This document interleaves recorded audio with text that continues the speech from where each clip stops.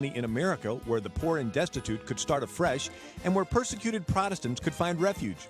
James Oglethorpe secured a charter for the colony of Georgia, and on this day, January 13th, 1733, as the 120 settlers went ashore, they knelt and declared, "Our end in leaving our native country is not to gain riches and honor, but singly this, to live wholly to the glory of God."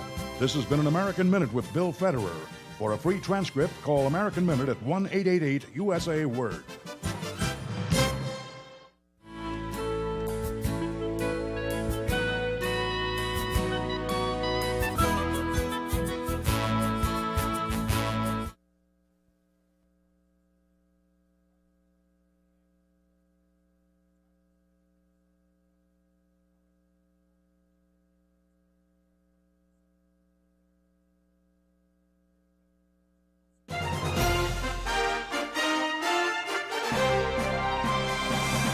VCY America presents Crosstalk, a nationwide call-in program discussing issues that have an effect on our families, our communities, our churches, our nation, and our world. Crosstalk, an opportunity for you to voice your concerns for biblical principles. And now live by satellite and around the world on the internet at VCYAmerica.org. Here is today's Crosstalk. And we do thank you for joining us on Crosstalk, coming your way from the VCY America Network. It's a Friday news roundup on the broadcast today, and we've got a number of stories that Sandy has been busy readying and compiling through the course of this week here to provide for you. And what a joy it is to be able to share with you information in a time of deceit and certainly deception that abounds, or finding out news media being paid big money not to cover certain stories. Friends, we're here to share with you issues that are going on to help us understand the importance of being salt and light in this day and age in which we live. It's a time of great deception and matters that are going on, and certainly the importance of understanding if the foundations be destroyed, what can the righteous do? And we encourage you to stay abreast of what's happening, to be understanding of what's happening in our world, understanding of the times in which we live, and the duty that we have as believers in Christ. There's been a lot of news this week as it pertains to the Biden document stash. And from Newsmax.com, a statement that came out from Fred Fleitz, a former chief of staff at the National Security Council and a former CIA analyst, told Newsmax, he said it wasn't an accident that classified documents turned up at President Joe Biden's think tank office, as he and his staff had decades of experience in handling such items. He also reports that they have indicated that the documents included information concerning Ukraine, the United Kingdom, and Iran. And Flight said that he finds the Ukraine connection particularly worrisome. Keep in mind that Hunter Biden made $11 million between 2013 and 2018 in his business to Ukraine and China, said Flights. He also commented on the timing of the leaks concerning the documents, considering that they were discovered before the midterm elections. He on Wednesday said there should be much more outrage concerning reports of Chinese funding for the Penn Biden Center. I don't know if you remember, 10 years ago, the Brookings Foundation got in a lot of trouble because it took $14 million in foreign donations from Qatar, said Flights. The Penn Biden Center takes $54 million in donations from China, and the media does not care. FoxNews.com also comments on this, that Attorney General Merrick Garland yesterday appointed a special counsel to investigate President Biden's handling of classified documents dating back to the Obama administration. Garland tapped Robert Hur, a former U.S. attorney, to handle the investigation. The Justice Department escalated it to a special counsel investigation from a mere review on Thursday, after a second stash of classified documents found inside the garage of Biden's Wilmington, Delaware home. The first documents were found outside the Washington offices of the Penn Biden Center. That is a think tank.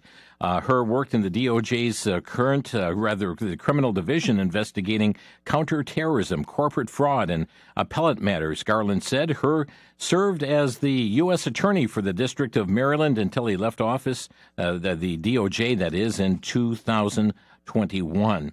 The White House counsel's office searched Biden's two residences, Rehoboth Beach and Wilmington, Delaware, this week after news of the first documents broke. White House lawyers said they immediately contacted the DOJ when they discovered that the documents inside the garage in Wilmington, there had been no indication of whether the documents contain or whether documents or anyone else read them after he left office as vice president. Lawyers discovered among personal and political papers a small number of additional Obama-Biden administration records with classified markings. All but one of these documents were found in storage space in the president's residence garage. White House lawyers wrote in a statement on Thursday and saying one document consisting of one page discovered among stored materials in an adjacent room. WND.com also writing that so far there have been confirmation of classified government documents found in an office for a China-linked foundation that Biden used to work in his Delaware home garage, apparently next to his Corvette in a third location. A special counsel has been appointed to investigate how the government secrets were being stored in locations that were not legally approved. In fact, vice presidents cannot declassify material, and it's a crime, that is, to mishandle it. But now there's word on a fight over his other papers, documents from his Senate tenure as well. Matter of fact, Judicial Watch says it has filed with the Delaware Supreme Court on behalf of itself and the Daily Caller News Foundation. They're seeking to overturn a lower court's ruling that the records covering Biden's Senate career cannot be released. There's an estimated 1,850 boxes of archived records from Biden's 36 years as a member of the Senate. From townhall.com, following remarks alongside Canadian Prime Minister Trudeau and Mexican President Obrador on Tuesday in Mexico City, President Biden finally broke his silence on the growing scandal surrounding his improper handling of classified documents as then former vice president. Answering questions from the press following a set of statements from the North American leaders, President Biden called on reporters from his usual pre-approved list, and the Associated Press asked Biden whether he should have disclosed his alleged violation of the Presidential Records Act, given his grandstanding on the topic as a partisan line of attack against former President Donald Trump. Here's what President Biden had to say as he was meeting with the other leaders from North America. Well, let me get rid of the easy one first. People know I take classified documents and classified information seriously. When my lawyers were clearing out my office at the University of Pennsylvania, they set up an office for me, secure office in the Capitol. The 4 years after being vice president, I was a professor at Penn. They found some documents in a box in a locked cabinet, or at least a closet. And as soon as they did, they realized there were several classified documents in that box. And they did what they should have done. They immediately called the archives, turned them over to the archives, and I was briefed about this discovery and surprised to learn that there were any government records that were taken there to that office. But I don't know what's in the documents. My lawyers have not suggested I ask what documents they were. I've turned over the boxes. They've turned over the boxes to the archives, and we're cooperating fully with the review, and which I hope will be finished soon, and there'll be more detail at that time. Very interesting comments there coming from that summit meeting that was taking place. Also, President Biden confirmed with the correspondent from Fox News, Peter Doocy, yesterday that he kept classified documents next to his Corvette. Peter Doocy said, classified material next to your Corvette? What were you thinking? That's what he asked the president. Here's that exchange that happened yesterday. Thank you, Mr. President. Mr. President, okay. Classified material next to your Corvette? What were you thinking? I'm going to get a chance to speak on all this, God willing, soon. But as I said earlier this week, people, and by the way, my Corvette's in a locked garage. Okay, so it's not like you're sitting out in the street. So but anyway, was in a locked garage. Yes, as well as my Corvette. But as I said earlier this week, people know I take classified documents and classified material seriously. I also said we're cooperating fully and completely with the Justice Department's review. As part of that process, my lawyers reviewed other places where documents from my time as vice president were stored, and they finished the review last night. They discovered a small number of documents of classified markings in storage areas and file cabinets in my home and my personal library. This was done in the case of the Biden Penn. This was done in the case of the Biden Penn Center. The Department of Justice was immediately, as was done, the Department of Justice was immediately notified, and the lawyers arranged for the Department of Justice to take possession of the document. So we're going to see all this unfold. I'm confident. Thank you very much. Well, then it continued chaos there until the president just walked away from the microphone. Indiana Republican Jim Banks echoed concerns as far as the timing of the ordeal. Classified documents were found at Joe Biden's think tank before the midterms. Why are we just finding out now, he wanted to know. As more has been divulged about President Biden's possession of classified information while he was vice president, other members of his current administration have been linked to the scandal, reports Western Journal. Classified documents found at the Penn Biden Center. And as reported to Fox News, 10 members of Biden's administration were formerly employed at the think tank, including current Secretary of State Antony Blinken. Also, what's interesting in this, and this is from the Epoch Times, the timeline that all of this has unfolded. Here is when things began. November 2nd. Again, folks, this was before the election. Before the election, Biden's attorneys find the files with classified markings at the Penn Biden Center. Also that same day, his attorneys notified the NARA, that would be the National Archives and Records Administration. On November 3rd, the archives took possession of the documents. On the 4th of November, the NARA's Inspector General's office alerts a prosecutor with the DOJ. Still, elections have not happened yet. November 9th, though, the FBI launches assessment to determine whether any classified information was mishandled. November 14th, Garland assigns U.S. Attorney John Lausch to conduct an initial investigation. Then we have December 20th. Biden's lawyers inform Lausch that more documents bearing classified markings found at Biden's residence in Wilmington. FBI agents travel to the location and secure the documents. That takes us then to January 5, in which Lausch believes he briefs Garland and advises them that further investigations by a special counsel is warranted. January 9th, the White House discloses discovery of documents at the Penn Biden Center. And then January 12th, Biden lawyers informed Lausch that one more document was found at Biden's home. January 12th, White House discloses discovery of documents at Wilmington residence. And January 12th, Garland appoints Richard Hur as a special counsel.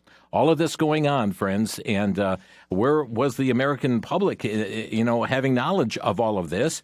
And come to find out, as the Washington Free Beacon is pointing out, the very home where President Biden improperly stored a number of classified documents, well, it was also Hunter Biden's residency for a number of years. A Washington Free Beacon review of the younger Biden's laptop concluded, according to the government documents stored on the personal computer, Hunter Biden lived in the years 2018 and 2019 at the Wilmington, Delaware home where his father had classified materials stored in the garage.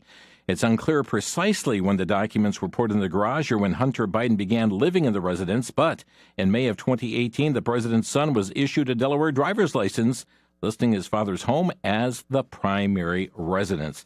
Many are asking, where is the raid going to take place upon the Biden administration, as it happened with Donald Trump at Mar-a-Lago?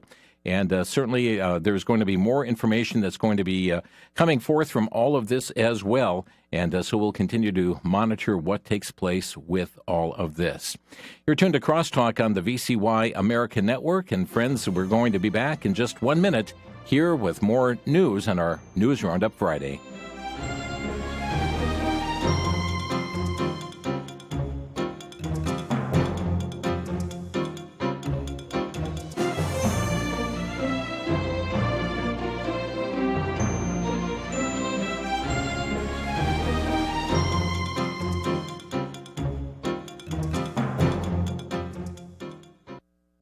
Back to Genesis with Dr. John Morris, president of the Institute for Creation Research.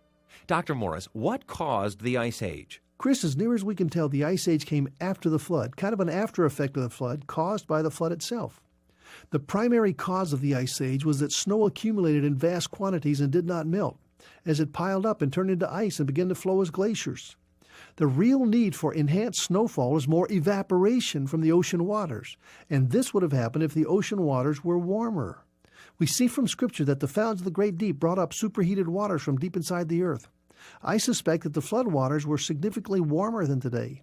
This evaporation provided the raw material for the Ice Age. Even though the Ice Age isn't mentioned by name in Scripture, it is intimated.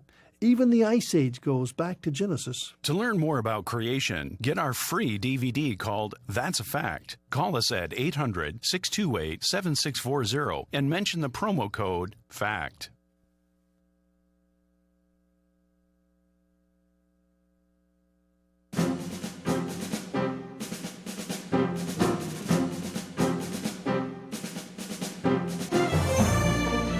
It's a Friday News Roundup here today on Crosstalk. Thanks for tuning in to the VCY America network as we keep you informed. Looking forward to a number of programs next week.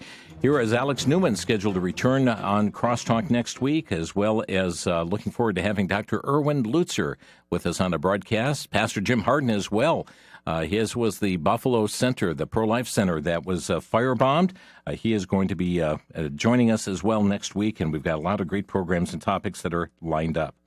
Well, friends, as we continue our news roundup today, the National Review reporting that the House Oversight Committee has asked former Twitter executives to testify at a hearing next month on the platform's censorship of the Hunter Biden laptop story in October of 2020. At that time, Twitter banned the New York Post story on the laptop under its hacked materials policy. Very interesting. Well, now committee chairman James Comer has asked former Twitter officials to testify about this decision.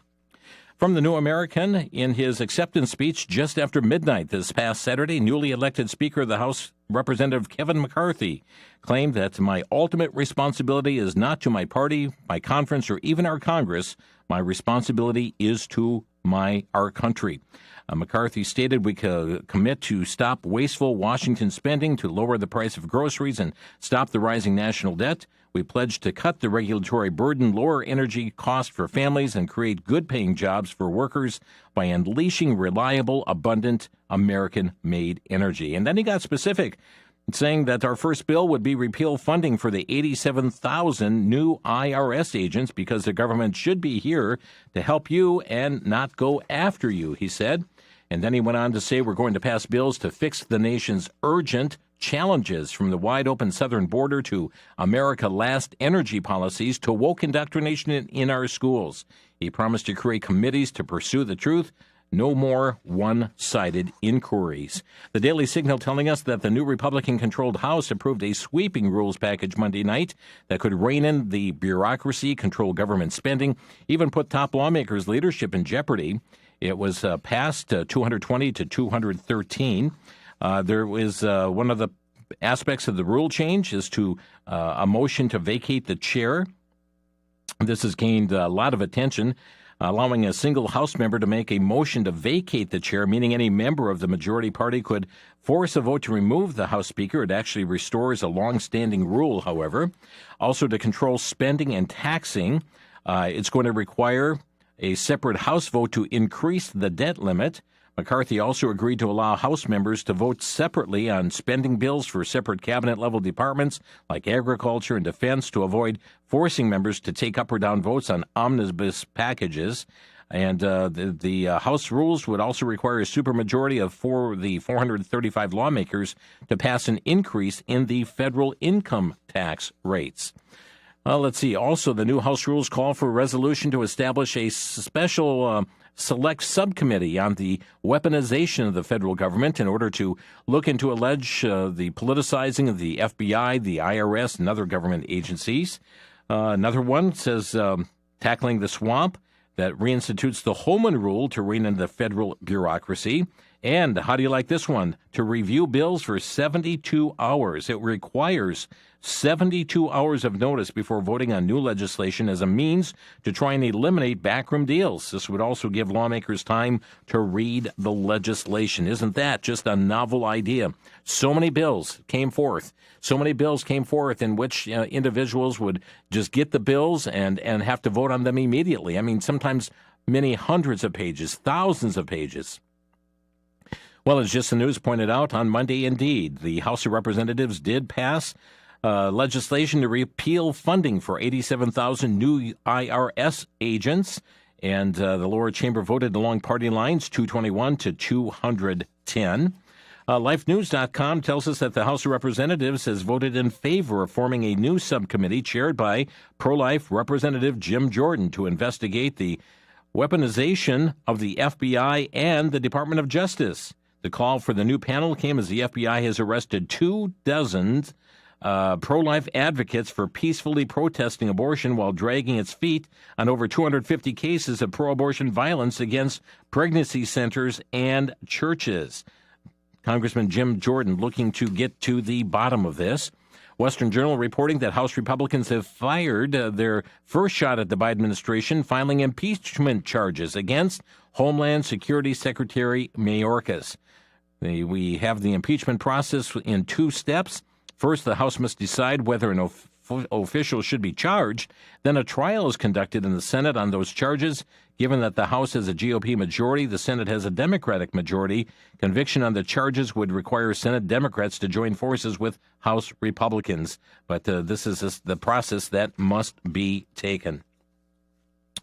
Okay, let's see. This coming to us from LifeSiteNews.com, and this in regard to the committee that Jim Jordan is going to be engaged in is going to target the politicizing of the FBI and also look into Anthony Fauci and his approach to COVID misinformation and disinformation, the Justice Department's interaction with local school boards on masking and other COVID policies, and the Department of Homeland Security's failed effort to create a disinformation governance board. Many of these issues taking place and really coming together here soon to start investigating all of these edicts, these policies that have been put into place. Daily Signal reporting President Joe Biden traveled to the southern border last weekend, marking the first time that he's done so since taking office. Texas Governor Greg Abbott hand-delivered a letter to Biden after Air Force One touched down at the El Paso International Airport. In that letter, it begins by saying, "Your visit to our southern border with Mexico today is $20 billion too little and 2 years too late." Abbott told Biden in the letter that his visit avoids the sites where mass illegal immigration occurs, and added that the city that the president visits has been sanitized of the migrant camps which had overrun downtown El Paso because your administration wants to shield you from the chaos that Texans experience on a daily basis. City officials dismantled homeless migrant encampments in El Paso ahead of Biden's visit. Abbott called on Biden to take a series of actions to secure the southern border, including to stop sandbagging the implementation of the Remain in Mexico policy, aggressively prosecute illegal entry between ports of entry, and to allow ICE to remove illegal immigrants in accordance with existing federal law, and immediately resume construction of the border wall. But CNSNews.com tells us that the Mexican president, Andrés Manuel López Obrador, on Tuesday, praised President Biden for not having built even 1 meter of the wall along the U.S.-Mexico border, noting that it's a situation that the conservatives do not like. Okay, let's look at Judicial Watch. They report that while the nation's federal air marshals are busy on the Mexican border providing illegal immigrants with welfare checks, transportation, and other basic services, Al-Qaeda is planning attacks in the U.S. involving planes. That's according to high-level Department of Homeland Security sources. Judicial Watch obtained from government sources a copy of the new intelligence alert delivered on December 31st, 2022. The caption of the widely circulated warning reads, Al-Qaeda says upcoming attacks on U.S. possibly involving planes will use new techniques and tactics. The threat could not come at a worse time as the Biden administration leaves aircraft at risk by sending 150 to 200 federal air marshals monthly to the southern border to help deal with what he calls a surge in irregular migration. The deployments will continue indefinitely, according to multiple federal air marshals. And the specially trained aviation security specialists are outraged over this as well. Well, Breitbart is telling us that Arizona Governor Katie Hobbs is proposing a state-funded scholarship program with $40 million in taxpayer money to help illegal aliens attend state universities and colleges. The article says in their inaugural address, Hobbs vowed to expand the Arizona Promise Scholarship Program, which helps low-income students pay tuition and fees to attend universities, while creating the Promise for Dreamers scholarship program that will cover all students, regardless of immigration status, who attend a public university. The move comes after Arizona voters approved a Republican law a Republican-led law that gives in-state tuition to illegal aliens. The vote reversed a ban on in-state tuition for illegals that was imposed in the year 2006. From WND.com, 3 extremist Democrats, Representative Adam Schiff, Ilhan Omar, and Eric Swalwell, are being removed from their congressional committee assignments by Speaker Kevin McCarthy, who, as leader of the new GOP majority in the House, is keeping campaign promises. He confirmed that the Democrats will not be serving on the committees that they served on previously. The report noted the reasons. Eric Swalwell famously had a relationship with a Chinese spy, Fang Fang. Ilhan Omar broke federal immigration laws when she married her brother. Adam Schiff is a serial liar and a favorite of the far-left mainstream media. End of quote. McCarthy already had pointed out that Swalwell can get a security clearance in the private sector, and Schiff has lied too many times to the American people. Congressman Paul Gosar put out a release indicating that he's issued statements following the House Joint Resolution 7, which is a resolution to terminate Joe Biden's COVID-19 national emergency power. Did you know President Biden just extended the pandemic, the emergency, for another 90 days? Another 90 days? And Paul Gosar is trying to put a stop to this. He's saying with the 118th Congress now underway, the first piece of legislation I again introduced is a joint resolution terminating the now obsolete COVID-19 national emergency declaration repeatedly extended by Biden. Emergency powers were created to give the executive branch flexibility to respond to a range of crises facing the United States. Importantly, emergency declarations require Congress to meet every 6 months to consider whether the emergency should be extended or terminated. By any measure, the pandemic in the United States has ended. He said even Joe Biden agrees, stating on 60 Minutes that's in September that the pandemic is over. So why does Joe Biden continue to demand the COVID-19 national emergency be extended? The answer is simple: to force Americans to live under extreme measures that deprive us of our freedoms. There's no ongoing COVID-19 emergency to justify the continuation of the national emergency declaration. And friends, again, as we mentioned, that the emergency has just been extended another 90 days by the Biden administration. Epoch Times is reporting that authorities in Australia's largest state, well, now they're saying they're going to stop reporting the vaccination status of patients hospitalized with COVID-19 after their latest report showed 0 unvaccinated patients. Vaccination status of cases admitted to hospital, admitted to ICU, and those who die will no longer be reported, the New South Wales government said in a recent overview of surveillance data from the 2 weeks through December 31st. The report showed that of the 1,779 patients admitted to hospitals with a COVID-19 diagnosis during the weeks, 79.5% were confirmed as receiving at least 1 vaccine dose, and 0 were confirmed as unvaccinated. Isn't that amazing? But because the hospitalizations of COVID patients no longer contains unvaccinated, well, we're going to stop reporting those numbers any longer. Friends, it's pretty troubling to see what is going on here. It is very one-sided, and when it doesn't fit the narrative, then we change the rules. Happens like that all the time. We're up against a break. We'll be back in just 1 minute. This is Crosstalk coming your way from the VCY America Network.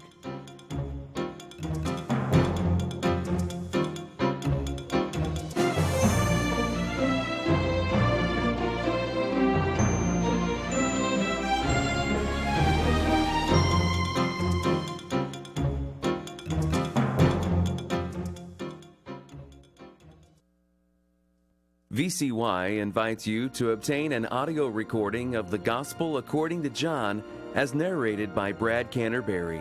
In the beginning was the Word, and the Word was with God, and the Word was God. John's Gospel, presenting the words of Jesus, the way of salvation. For God so loved the world that he gave his only begotten Son, that whosoever... You can share this as a gift or for listening over and over on your daily commute. VCY America is making available this narrated Gospel of John on 2 CDs for a donation of $12. Call during business hours 1-800-729-9829. That's 800-729-9829. But these are written that ye might believe that Jesus is the Christ, the Son of God, and that believing ye might have life through his name.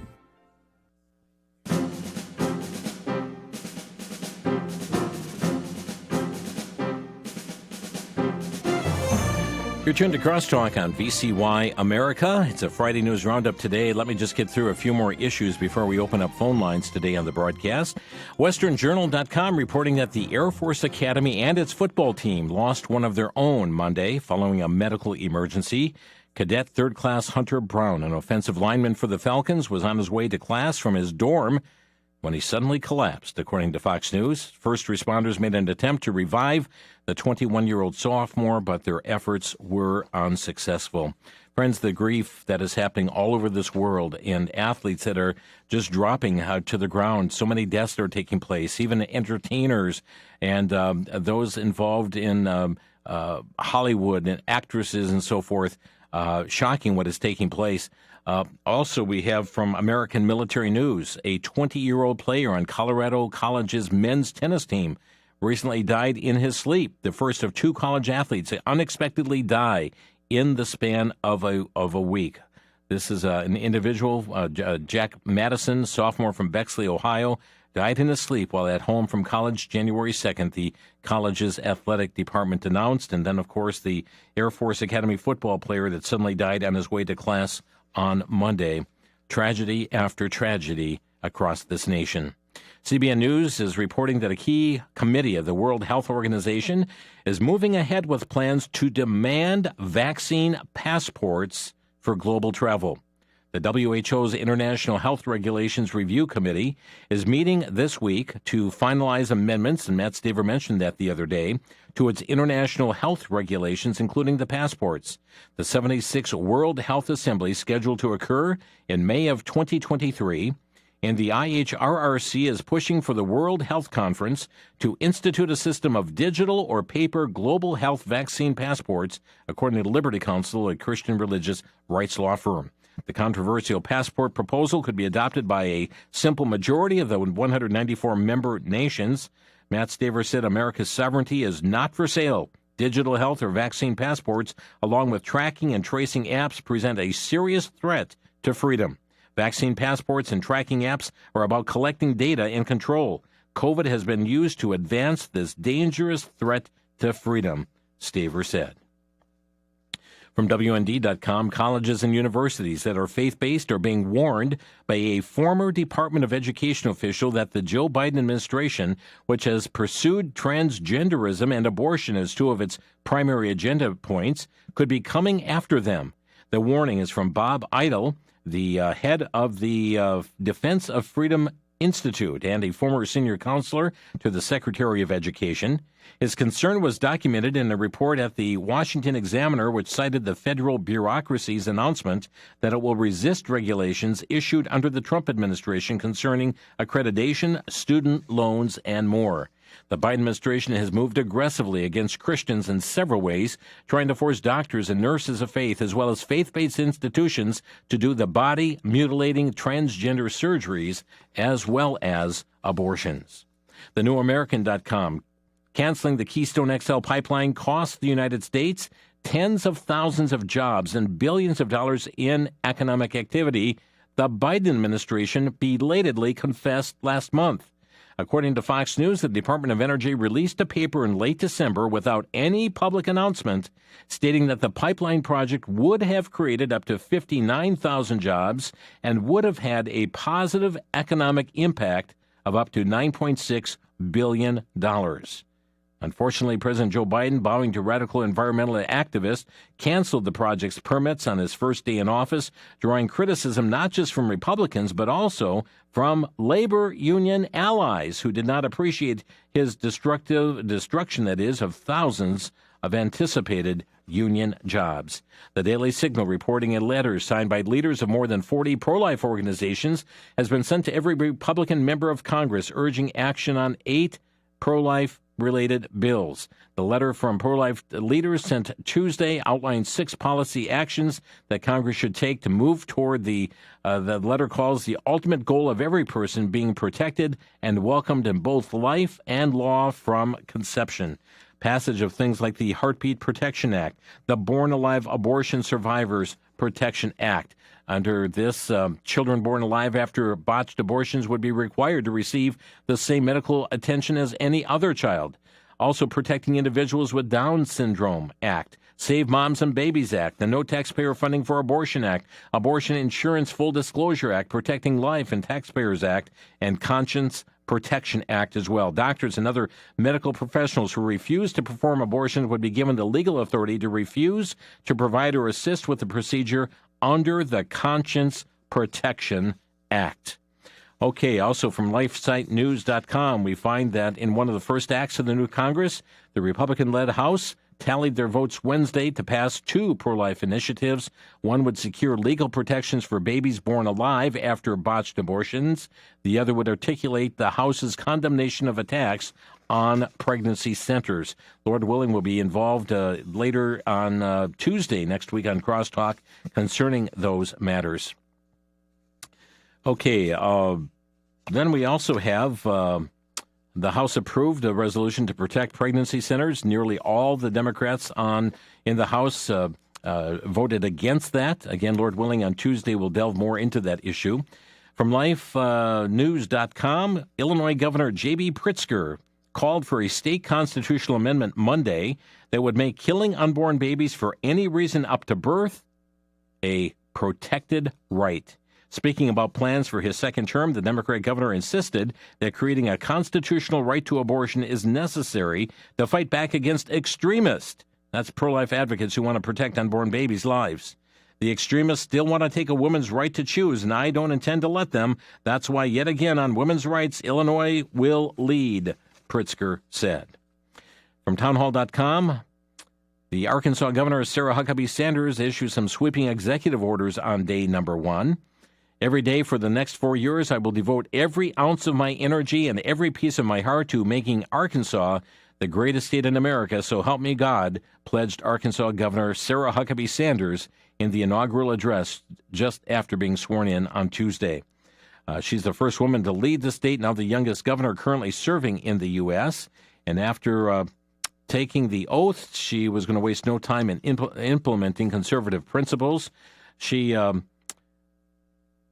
took some actions to end use of the culturally insensitive word Latinx by the government, prohibited the promulgation of unnecessary rules and regulations that burden businesses, to review the Department of Education to identify any items that may purposefully or otherwise promote teaching that would indoctrinate students with ideologies like critical race theory that conflict with the principles of equal protection under the law.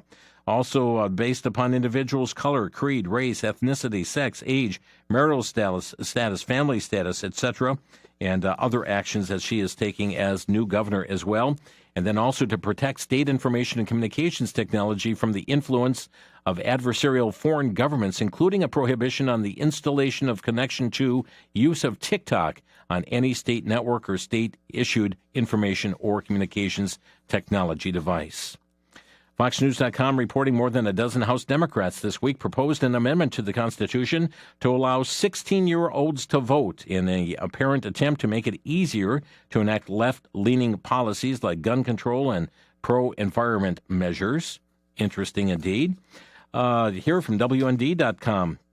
Complications from extreme winter weather conditions are at least partly to blame for a feed crisis confronting California-based poultry producer Foster Farms.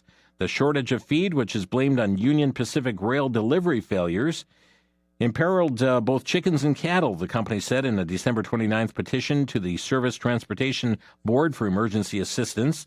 The point has again been reached where the hundreds of thousands of dairy cattle are not being fed and when millions of chickens will starve to death because of UP's service failures, Foster Farms said in the petition. A day later, the U.S. freight rail regulator ordered Union Pacific to deliver 5 trains of feed between December 31st and January 3rd. Union Pacific says it did so. However, Foster Farms said only one of the trains arrived as scheduled. The company says it was diverting cattle feed to the chickens since chickens are smaller and would die before the cattle. Union Pacific has blamed its delivery delays on the weather. But a big American farm sounds the alarm. Livestock numbering in millions could soon starve to death. Let's go to LifeSiteNews.com. The story of the Dutch farmers' protest, an inspiration to us all. We saw back in October of 2021, Dutch farmers protesting against their government. The Netherlands of Europe's largest exporter of meat and the second largest food exporter in the world. And they've been making attempts to preserve their livelihood, yet farmers are winning right now. They've won concessions from the government, both regionally and nationally, and they have founded what's called the Farmer Citizen Movement. And they're being the second largest exporter of food worldwide. And very interesting to see what's taking place here, but creating their own political party and doing rather well in the polls at this time. FoxNews.com tells us that dozens of House Democrats joined Republicans yesterday to pass legislation that would prevent the Biden administration from selling any more oil from the Strategic Petroleum Reserve to China or Chinese-owned companies. Friends, did you know that was taking place? That the oil that has been taken from our Strategic Petroleum Reserve has been being sold to China? To communist China and Chinese-owned companies? Well, the House passed the bill 331 to 97. Every Republican voted for it, as did 113 Democrats. More than half of the House Democratic caucus joined the GOP. The Washington Free Beacon telling us that President Biden promised to refill America's emergency oil reserves at a low enough price to actually make money for the taxpayers, but now his Energy Department says prices are too high to do so, ensuring that the country's emergency reserves are going to be remaining low. The Biden administration last week rejected all offers it received to purchase oil for the country's dwindling reserves because those offers were either too expensive or did not meet the required specifications. The move comes just weeks after the White House said it would turn a profit for the taxpayers by buying up to 3 million reserve barrels at reduced cost, which Biden's Energy Department pledged to obtain by February. But his failure to follow through on the purchases means that America's Strategic Petroleum Reserve will remain at its lowest level since 1983. Well, friends, today we'd like to open up our phone lines. If you'd like to comment on any of these or other current event stories today, our telephone number to Crosstalk, 800-733-9829. That's 800-733-9829. Your comment on these, or there's been a whole lot of issues that are going on across the nation today, and if you want to bring them to our attention today, pick up your phone and give a call. By the way, just a reminder to be praying for Karen Mueller. She was on Crosstalk recently. She'll be having her case before the Wisconsin Supreme Court coming up here in the coming week, and will have a huge impact here as it relates to things like medical health and government overreach and so much more. So be praying for Karen Mueller as she will be having that coming up here in the days to come. Also, just before the break, let me mention that Newsmax is reporting that a proposed Republican House bill would prohibit any flags other than the American flag from being flown over the U.S. embassies and consulates. Introduced Monday by South Carolina Republican Jeff Duncan, the Old Glory Only Act would prohibit any flag other than the American flag to be flown over U.S. embassies and consulates after Joe Biden allowed other flags representing the LGBTQ+ and Black Lives Matter movements to be flown. Our beautiful flag, Old Glory, should be the only flag flying and representing our country over our diplomatic and consular posts worldwide, Duncan said. We'll be back in just a minute. Our phone number to Crosstalk, 800-733-9829. We'll be right back.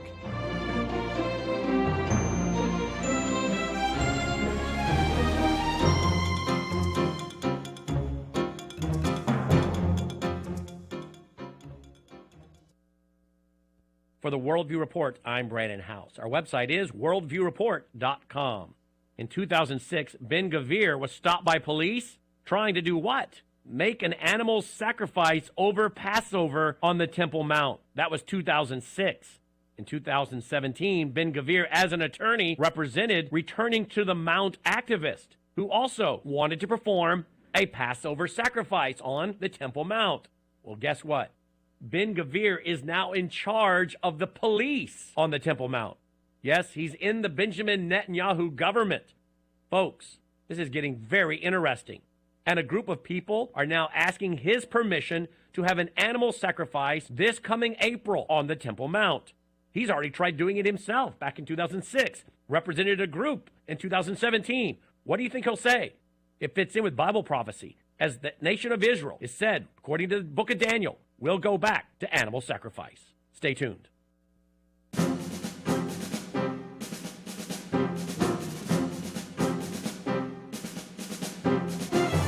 It's a Friday News Roundup on Crosstalk today. And if you'd like to comment on the stories that we brought to your attention today or other current event news, our number to Crosstalk, 800-733-9829. That's 1-800-733-9829.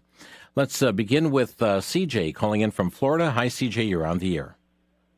Good afternoon. Thanks for taking my call. My question is, I'm just wondering how many of the people that recently died, the young people, the athletes, how many of them, they had heart issues, how many of them had the vaccine, or if we're ever going to find out that fact or the truth about the matter.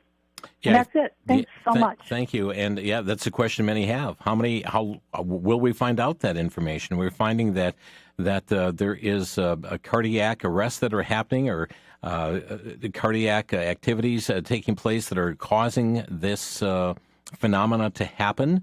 Will we get to the bottom of it? I know that Dr. Anthony Fauci had just laughed it off, basically, when some were raising that very question. So time will tell as it relates to that matter. But I find it interesting that, was it Australia just saying, no, we're not going to keep certain records any longer or be reporting how many are now hospitalized who with COVID who've had the COVID jab, because the last reports were there were none hospitalized that had not received the jab, only those who had received the shot. So we'll continue to find that out. And Lord willing, we will have another medical doctor with us here in the next couple of weeks to address more of these matters as well.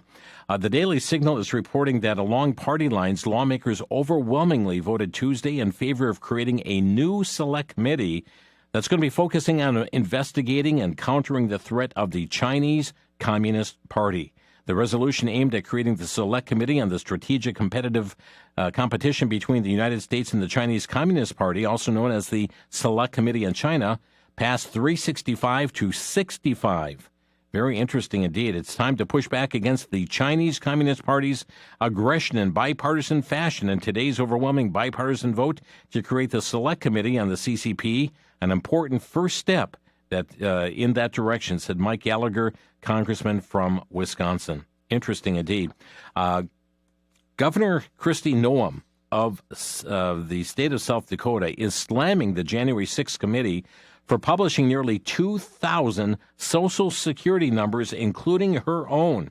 About 1,900 Social Security numbers belonging to at least 3 Republican governors and several Trump cabinet members and allies were released in a recent document dump by the January 6th committee, which now disbanded, by the way.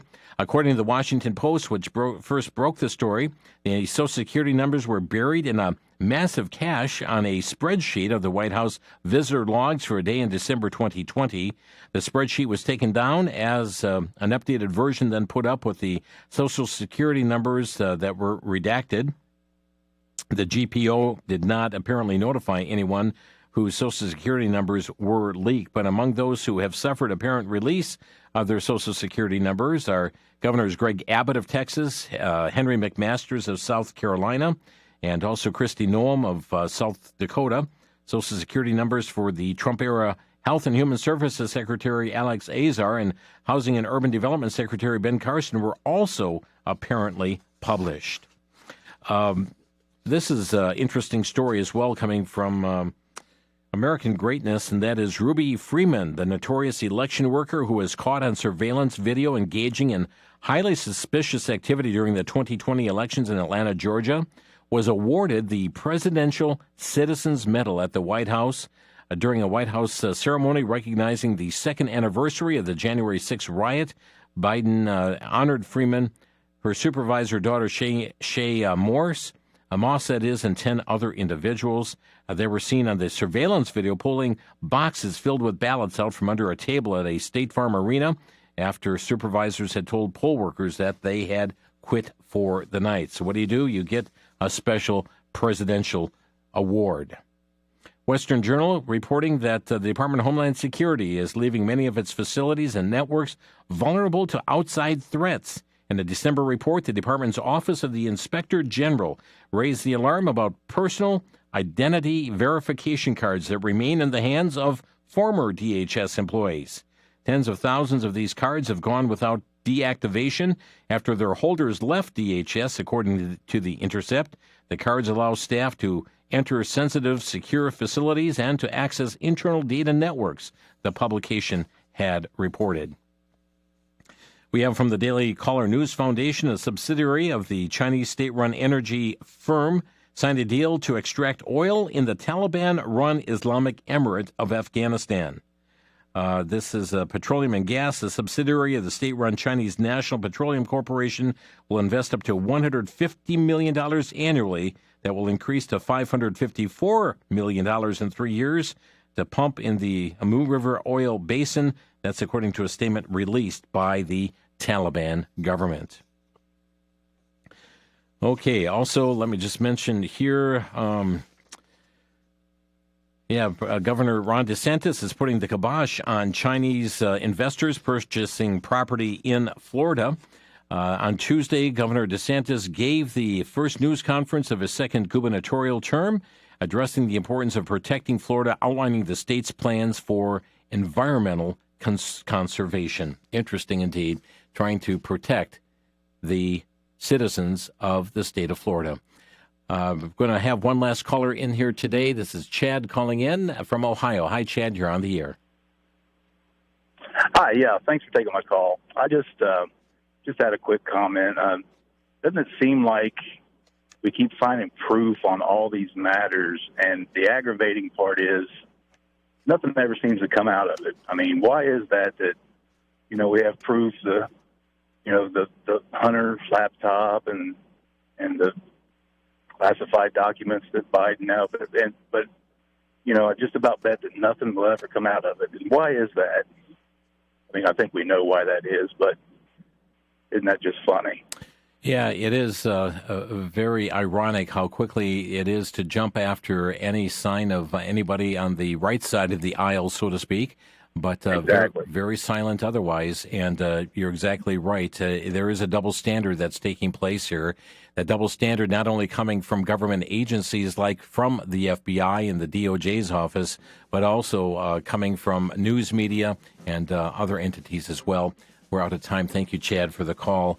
Friends, much happening in our world today. We thank you for stopping by for Crosstalk today to stay informed on a number of issues that are confronting our nation right now, and trust you'll continue to be praying for our nation, be praying for our world. It's a world that's in chaos right now. And friends, one of the ways to get started is to be sure that you're under the preaching of God's Word. May you be in a Bible-preaching church this Lord's Day. Thanks for listening. You've been listening to Crosstalk via satellite and the internet from VCY America. Views expressed may or may not be those of this station. For a CD of today's program, send a donation of $6 or more to VCY Take Ministry, 3434 West Kilbourne Avenue, Milwaukee, Wisconsin, 53208. Or download by RSS or podcast from crosstalkamerica.com. And join us again for Crosstalk.